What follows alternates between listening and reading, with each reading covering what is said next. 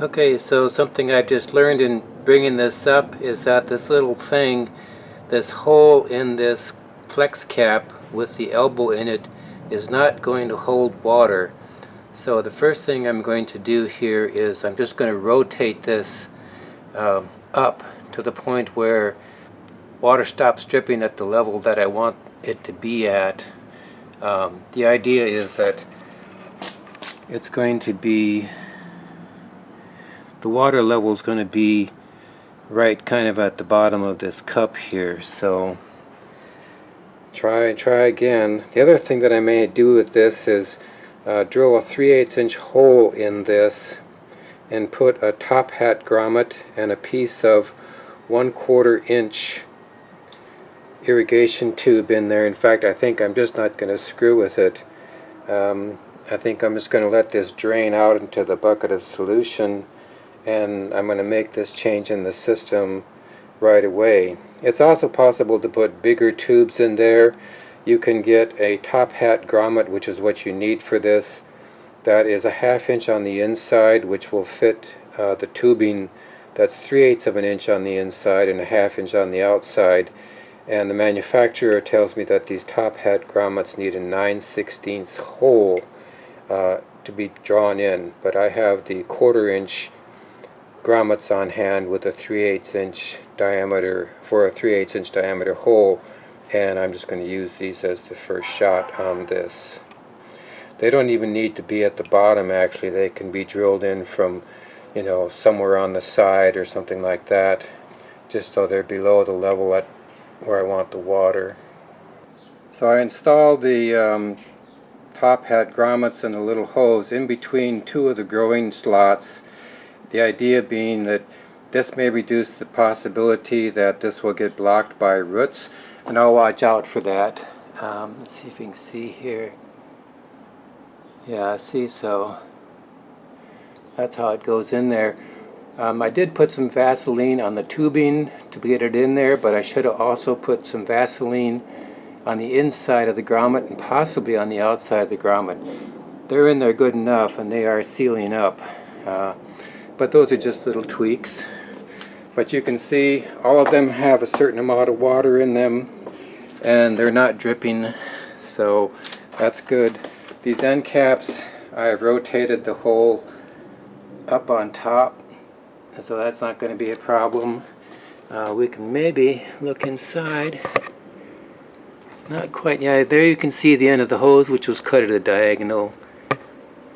And I don't know if you can see that. We'll see when I edit this whether you can see the grommet on the inside. So this is a fix. Maybe sometime the holes should be bigger, but I can put elbows on the ends of these and direct them into a reservoir.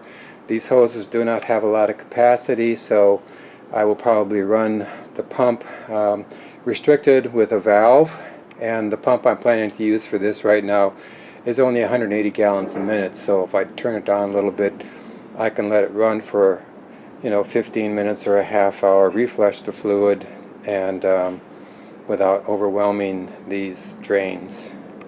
I also want to mention that when I filled up the first tube, it took about a gallon of the hydroponic solution, something more, to get it up to the correct level, so that's a metric.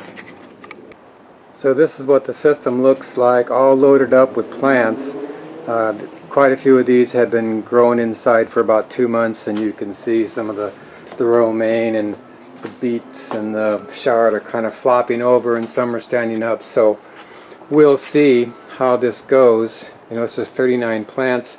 I have a 6-pack of kale and a 6-pack of spinach that I bought at the nursery and plan to convert into hydroponics, and I have more seeds on the way. So looks like I'm going to be building more grow tubes, and the next one will be kind of a standalone thing. I will do that in detail so you can see all the step-by-step on that. Here's a little shot about starting peas and beans for hydroponics. This is an experiment at the moment, but what I have here is I have these beverage cups that are filled up just to the bottom of the net cups. On top here I have some 4x4 inch pieces of 1/4 inch plywood. and with a 2-inch nut cup hole and the 2-inch nut cup on the inside. In here I have some snap peas that I soaked overnight. I actually have 6 in here, and I'm going to move some of these out to another pot, which I have set up over here, where I basically just made a little square of burlap to support the pot, because these 2-inch net pots here just have these 4 spokes, and the peas and the beans would probably fall through those holes. So this is the next thing here. We'll see if this happens. So I'm going to talk about a good way to get a really high quality food pretty easily.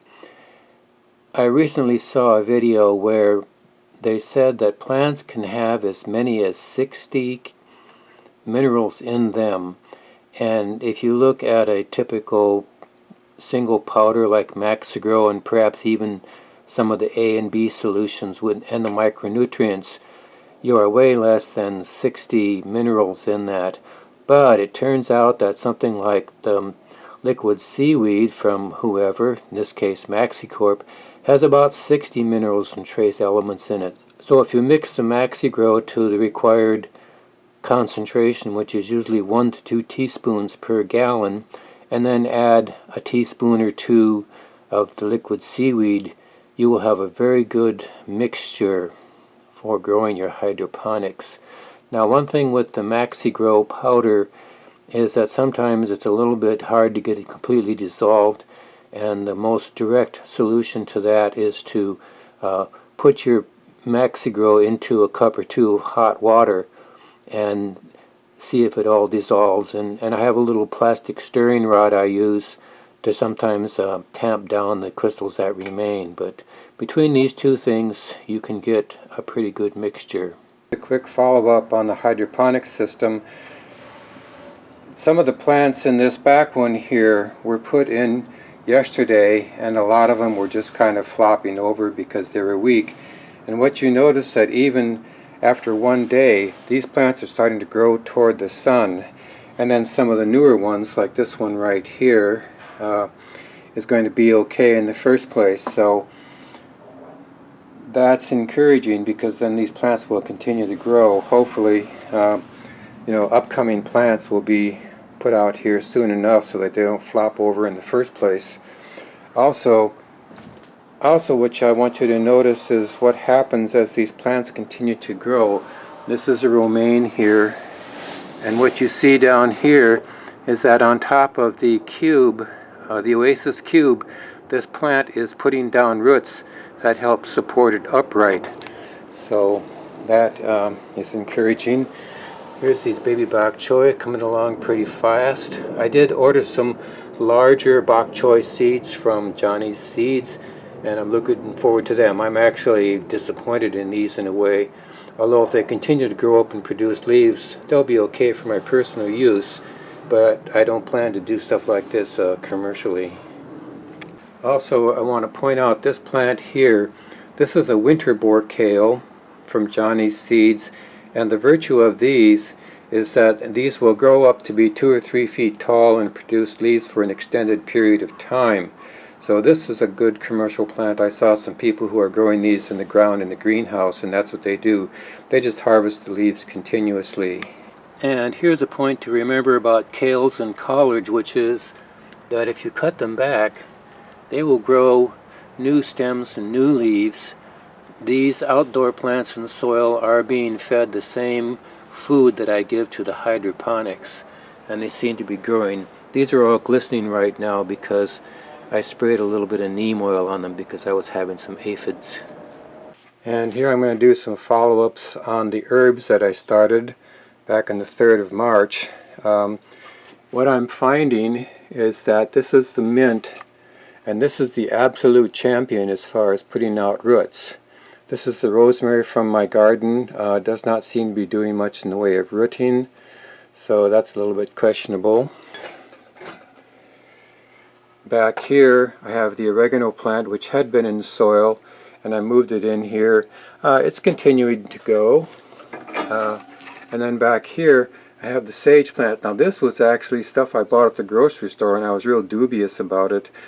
But if you look real close, you can see there's little tiny roots coming out of there, and it seems to be sustaining itself. Now, one thing I learned from doing this plant is that when you do sage, you do want to cut off all the leaves except for the last one leaf or so at the end, which is where the new growth will come from.